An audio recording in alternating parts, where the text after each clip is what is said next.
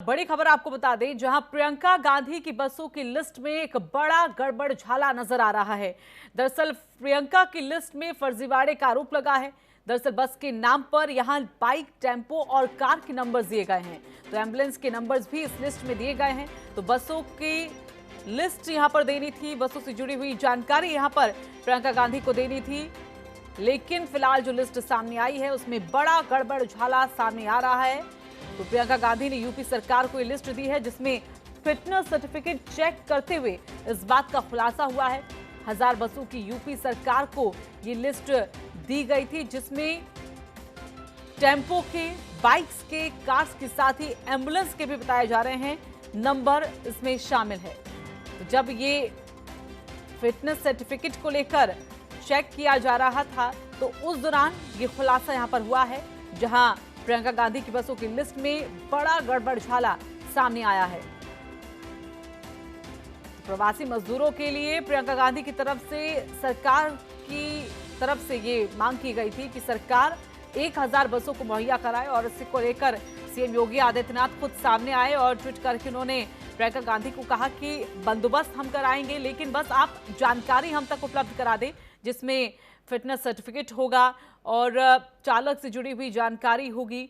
तो ऐसे में अब जो जानकारी कांग्रेस की तरफ से मुहैया कराई गई है, उस पूरी लिस्ट में गड़बड़ झाला नजर आ रहा है। तो ये लिस्ट आप देख सकते हैं, बाकायदा अपनी टीवी स्क्रीन पर हम दिखा रहे हैं जो लिस्ट दिए गए हैं, और उसमें जो सर्टिफिकेट दिया गया है फिटनेस का, उस फिटनेस सर्टिफिकेट को जब चेक किया गया है तो उसमें जानकारी ये हासिल हुई कि जो नंबर्स दिए गए हैं वो बसों के नहीं हैं, बल्कि बाइक के, टेम्पो के, कार के और साथ ही एम्बुलेंस के नंबर दिए गए हैं।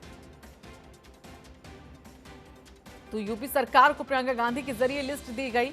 1000 बसों की व्यवस्था की मांग यहां पर कांग्रेस ने की थी, और जब अब ये लिस्ट सरकार को सौंपी गई है तो उस लिस्ट में बड़ा देखा जाए तो एक गड़बड़ झाला नजर आ रहा है।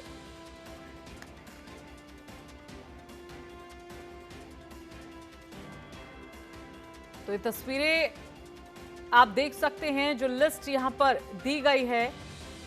1000 बसों की मांग कांग्रेस के जरिए की गई थी कि योगी सरकार उपलब्ध कराए प्रवासी मजदूरों को उनके घर तक पहुंचाने के लिए, लेकिन जो लिस्ट सामने आई है उसमें बड़ा खुलासा सामने आया है।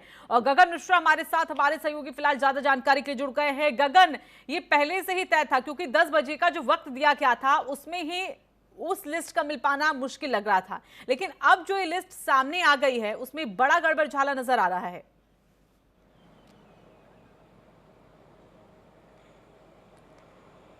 देखिए ऋतु, जब पूरी तरह से लॉकडाउन हुआ था उसके बाद से ही विपक्ष कह रहा था कि हम सरकार के साथ हर उस कदम पे हैं जो लोगों के भले के लिए होगा। उस कोरोना की लड़ाई में हम सरकार के साथ होंगे, चाहे वो केंद्र की बात हो, चाहे अन्य राज्यों की बात हो या उत्तर प्रदेश की बात हो। लेकिन धीरे धीरे जब लॉकडाउन बढ़ता गया, श्रमिकों की समस्याएं सामने आई, श्रमिकों का पलायन शुरू हुआ, उस समय विपक्ष ने जो रुख अख्तियार किया वो काफी चौंकाने वाला था, क्योंकि सरकार के विपरीत जाकर विपक्ष लगातार सरकार को घेर रहा था। लेकिन सरकार अपने जो फैसले थे उस पर अडिग थी, लगातार श्रमिकों को उनके गंतव्य स्थान तक पहुंचाने के लिए प्रतिबद्ध थी।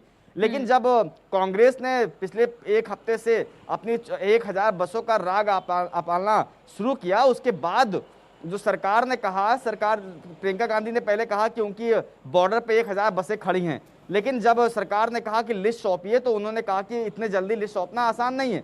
लेकिन फिर भी संदीप सिंह जो प्रियंका गांधी के सचिव हैं, उन्होंने गृह विभाग को 1000 बसों की लिस्ट सौंपी, और जब उसके बाद गृह विभाग की तरफ से कहा जाता है कि आपके अगले आज यानी कि 10 बजे तक फिटनेस जो सर्टिफिकेट है आपको जमा करना पड़ेगा।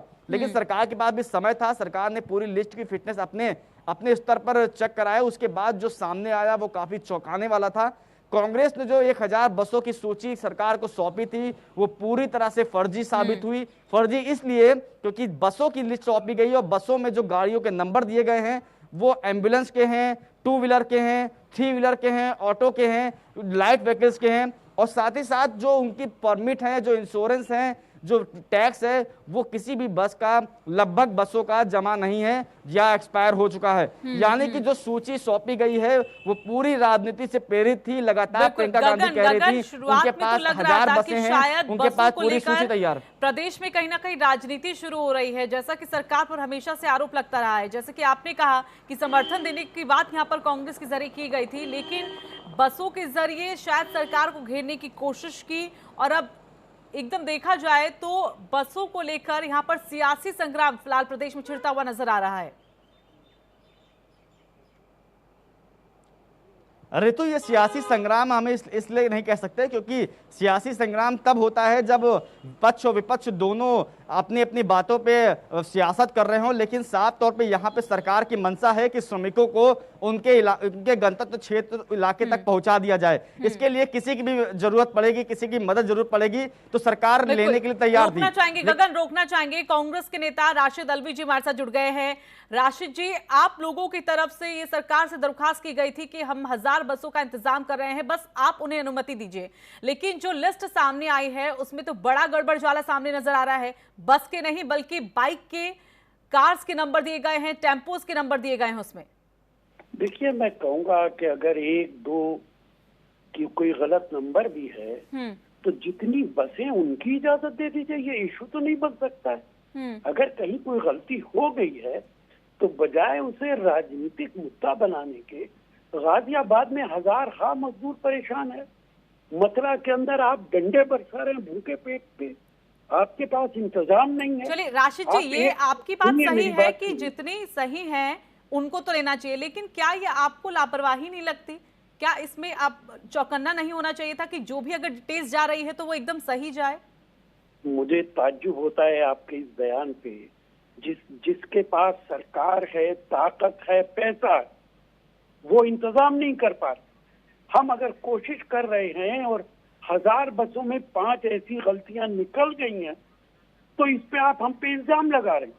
अरे 1000 छोड़ दीजिए, हम 100 बसें भी दे रहे हैं तो उसमें परेशानी की बात है। हम आपसे कोई पैसा नहीं ले रहे, कोई क्रेडिट नहीं मांग रहे। सड़क पे जो मजदूर लोग हैं, परेशान लोग हैं, उनको घर तक पहुंचाने की बात कर रहे हैं। तो आप इस पे भी 50 तरीके के सवाल उठा रहे, सरकार भी उठा रही है।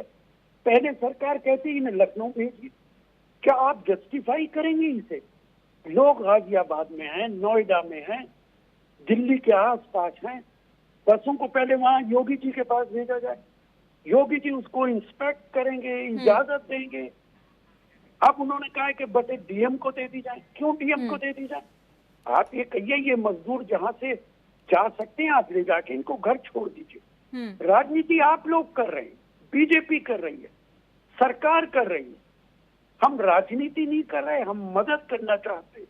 बिल्कुल नहीं राशिद अल्वी जी, कोई राजनीति नहीं कर रहा, लेकिन बस ये बीजेपी की तरफ से कहना है कि जो बसों का मुद्दा छेड़ा गया वो कांग्रेस की तरफ से छेड़ा गया, और लब लिस्ट जब सामने आ गई है वो बयान सामने नहीं आ रहा। चंद्रमोहन शुक्ला हमारे साथ बीजेपी के प्रवक्ता यहाँ पर जुड़ गए हैं। चंद्रमोहन जी, राशिद अल्वी जी फोन फिलहाल उन्होंने यहाँ पर फोन काट दिया है। राशिद अल्वी जी ने, उनका कहना है कि भगोड़ी कांग्रेस के भगोड़े नेता हैं, गड़बड़झाला जरूर हुआ है। चंद्रमोहन जी, उन्होंने कहा है कि गड़बड़झाला अगर हुआ है, काफी कम संख्या में अगर ऐसा केस आया होगा कि कार बाइक्स के नंबर दिए हैं तो काफी कम संख्या में होंगे, जितने सही है कम से कम उनका तो प्रबंध किया जाए। होंगे भाई, काफी कम क्यों होंगे? एक भी क्यों नहीं होगा? ये क्यों नहीं कहा उन्होंने? लिस्ट वो दे रहे हैं कि हम बना रहे हैं। हर जगह गड़बड़झाला, हर जगह भ्रष्टाचार, हर जगह धोखाधड़ी। इसीलिए कह रहे हैं कि बस हमें दे दीजिए, जिससे कहेंगे कि सबको हमने ही पहुंचाया, सारा काम हम ही ने किया, कोई सरकार फेल हो गई। ये केवल ढोंग और प्रपंच और अपना पाप छिपाने की कवायद कर रही है कांग्रेस। लेकिन सर उनका कहना है कि वक्त बहुत कम दिया गया, सरकार की तरफ से वक्त कम दिया गया, और इसी किसको वक्त दिया? वक्त की आवश्यकता क्या थी? जब आप ये कह रहे हो, प्रियंका वाड्रा ये बोल रही हैं कि हमारी बसें तैयार खड़ी हुई हैं, तैयार खड़ी हैं, तो कहां खड़ी थी वो? जबरदस्ती की बातें, झूठी बातें, मिथ्या बातें, प्रलाप, इसके अलावा कुछ नहीं। कि चुनाव प्रचार का मंच नहीं है। आज पूरा विश्व परेशान है, सब निराश हैं, हताश हैं। एक वैश्विक महामारी का दौर है। यहाँ पर ये ओछी राजनीति, घटिया राजनीति, कुंठित राजनीति। और देखा आपने भगोड़े को, भाग गए छोड़ कि मैं बहस नहीं करूंगा। बहस करने को कुछ हो तब तो बहस करोगे आप। आपके पास न तथ्य है न तर्क है, केवल कुतर्क है और झूठ है। तो झूठे और झूठे लोग कोई किसी से बहस कर सकते हैं क्या? अरे 2019 से पहले बड़ी बड़ी बातें करते थे, जब जनता ने अपना जन्मत सुना दिया तो चैनलों की डिबेट से भाग गए। भगोड़े हैं ये। अरे वहां पर लखनऊ में नहीं है क्या? इसका मतलब ये कांग्रेस ये तस्दीक कर रही है कि लखनऊ में कोई व्यक्ति कहीं जाने के लिए नहीं है, लखनऊ में एक भी श्रमिक नहीं है। ये तस्दीक करने का मतलब है अरे भाई लखनऊ में पूरे जो श्रमिक स्पेशल ट्रेनें हैं वो आ रही हैं, वहां से व्यवस्थित की जा रही हैं। आप हमारा सहयोग करना चाहते हो? हमने आदरणीय केंद्र सरकार ने प्रधानमंत्री आपदा कोष बनाया, इस वर्ग के लोगों ने जमा किया। किसी ने पूछा क्या इस कोष का करोगे क्या? आप सहयोग करना चाहते हो तो अपनी शर्तों पे करना चाहते हो क्या? जी। आप सहयोग करना चाहते हो तो आप सहयोग करके भूल जाइए। आप सेवा में भी आप बार्गेनिंग करोगे, क्योंकि आप सेवा कर नहीं सकते, सहयोग कर नहीं सकते। केवल ओछी घटिया राजनीति का नाम आज प्रियंका बांट रहा है। अभी सरकार का क्या स्टैंड है? अब सरकार क्या करेगी? क्योंकि जैसा कि डिटेल्स मिल रही है कि कार के नंबर हैं, बसेस के नंबर नहीं हैं, उसमें एम्बुलेंस के नंबर हैं। तो ऐसे में अब क्या अगला कदम? क्योंकि जिन प्रवासी मजदूरों की मदद के लिए बसें लाई जा रही थी वो तो वैसे की वैसे ही है। नहीं, देखिए उत्तर प्रदेश सरकार लगातार काम कर रही है और हर व्यक्ति को पहुंचा रही है। देखिए उत्तर प्रदेश ऐसा राज्य है जिससे किसी ने पलायन नहीं किया है जी। यहाँ पर केवल प्रवासी जो थे हमारे उत्तर प्रदेश के श्रमिक वो आ रहे हैं। ये कांग्रेस के लोग बड़ी बड़ी बातें करते हैं। जब केजरीवाल उत्तर प्रदेश के लोगों को अपमानित करके और धक्का मार के बाहर निकल रहे थे, कांग्रेस के दही जम गई थी जीप पर। एक शब्द नहीं बोला कांग्रेस ने, चुप रही। जब कोरोना योद्धाओं पर हमले हो रहे थे जगह जगह, जमाती जब पूरे उत्तर प्रदेश में वायरस फैलाने का काम कर रही, कांग्रेस नहीं बोली। आज कांग्रेस केवल इसलिए बोल रही है क्योंकि 23 करोड़ जनता अपने मुख्यमंत्री योगी आदित्यनाथ जी के साथ खड़ी हो गई है। तो इन्हें लग रहा है कि ये क्या हो गया, ये तो आश्चर्य हो गया, क्या करें। और अपने पाप को छिपाना है। जो पाप इन्होंने राजस्थान की कांग्रेस सरकार ने किया है, जो पंजाब की सरकार ने किया है, जो छत्तीसगढ़ की ने किया है, जो महाराष्ट्र में कांग्रेस सरकार में है और उसके बावजूद महाराष्ट्र लोग ट्रकों में इसमें आ रहे हैं। इन पर कुछ बोलने को नहीं है, कोई तथ्य नहीं है, कोई तर्क नहीं है। कह रहे मैं बहस नहीं करूंगा। चंद्रमोहन जी रोकना चाहेंगे एक मिनट।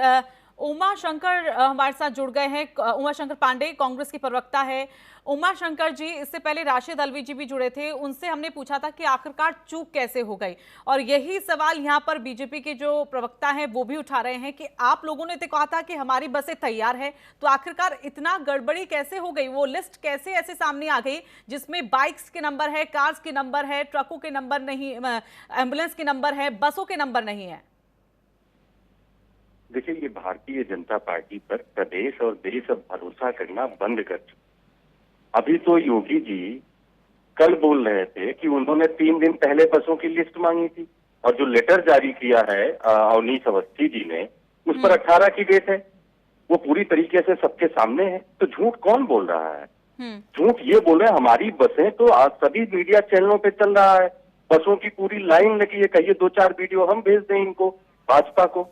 पूरी हमारी लाइन लगी है, बॉर्डर पे आके बसें खड़ी हैं, जाके गिन लें उसको और फिर बताया कि वो ट्रक के नंबर है या बस खड़ी है वहाँ पे। उमा शंकर जी, मीडिया के माध्यम से आप लोग मजदूरों से मजाक कर रहे हो ऐसे आपदा के समय पर? आप अपने आप को छिपाने के लिए कैसी बातें करते हो? अरे चिल्लाने से सच नहीं छिपता है, चिल्लाने से। अरे चिल्लाओ नहीं, चिल्लाने से सच नहीं। क्या बोलोगे आप बताओ मुझे। पंजाब से लोग पलायन कर रहे हैं, क्या कर रही है? राजस्थान से लोग पलायन कर रहे हैं, क्या कर रही है? ये बंद कर रहे ढोंग, ये प्रपंच नाटक बंद करे कांग्रेस। नहीं, ड्रामा आप बंद करो। जनता परेशान है, मर रहे हैं, उनके पैरों में छाले और आप ड्रामा कर रहे हैं। प्रियंका वाड्रा नौटंकी है। योगी तो आपके मुख्यमंत्री है, उत्तर प्रदेश के मुख्यमंत्री, और योगी की भूमि है जो ताली और ताली बजवा रहे हैं, हर जगह घोटाला, ताली और ताली बजवा रहे हैं। ये आपकी असफलता की चिल्लाहट है, चिल्लाहट आपकी असफलता का है। कांग्रेस पार्टी ने तो 1000 बसें सीमा पे लाके खड़ा कर दिया है। आप उसको देख सकते हो, पूरे देश की जनता उसको देख रही है। योगी है, मोदी है, बसें खड़ी हुई है, लखनऊ के लिए कोशिश कर रहे हैं। दूसरे राज्य में तुम बुला रहे हैं हमको। बंगाल जाने के लिए कह दिया हमने, तो गुवाहाटी जाने के लिए कह दिया। अरे लखनऊ उत्तर प्रदेश में नहीं है, लखनऊ जाने के लिए कह दिया। हमको कितने बजे मेल किया? अरे आज आपदा है, प्राकृतिक आपदा है, सभी लोग दिन देख रहे हैं, न रात देख रहे हैं, और आप क्या कर रहे हो? अपने ढोंगी बाबा को बोलो कि जनता मर रही है, जनता के काम है। तमीज से बात करो, जनता मर रही है, ढोंगी बाबा को बोलो, ढोंगी बाबा को बोले घर से बाहर निकले, जनता मर रही है और जनता की मदद नहीं हो पा रहे, जमीनों के काम नहीं हो पा रहे। हमारी तो बसें खड़ी है, आप देखिए ना, हमारी तो 1000 बसें खड़ी बोल नहीं पा रहे हो। 2019 से आप जवान खुली है, हमारी तो 1000 बसें खड़ी है, जनता देख रही है, जनता ने जनादेश सुना दिया, टीवी के माध्यम से, अखबार के माध्यम से चेहरा दिखाने के लिए नहीं आए जनता सामने। देख रही है। जब खदेड़ दिया, चेहरा भी नहीं दिखाया 2019 के बाद में, अपना चेहरा छिपा के भाग गए थे। अब आए बात करने हमसे, झूठे लोगों के सहारे चल रही है, जनता मर रही है। 2019 में बड़ी बड़ी बातें करते थे उमाशंकर, चैनलों के स्टूडियो में बैठ के बाहर नहीं निकले। उमाशंकर जी, चंद्रमोहन जी, कांग्रेस पार्टी लगातार आप दोनों से ही सर, आप दोनों से ही दरख्वास्त है कि कृपया करके भाषा की मर्यादा को आप लोग ना भूलें, क्योंकि अगर आप लोग ही भाषा की मर्यादा को भूल जाएंगे तो जनता कैसे आपको जानेगी? सरकार है, ढोंगी सरकार है। अरे आप पर चलिए, जनता मर रही है। प्रवासी मजदूरों को लेकर इस तरह की राजनीति छिड़ना बेहद ही शर्मनाक है। धन्यवाद आप दोनों का हमारे साथ जुड़ने के लिए।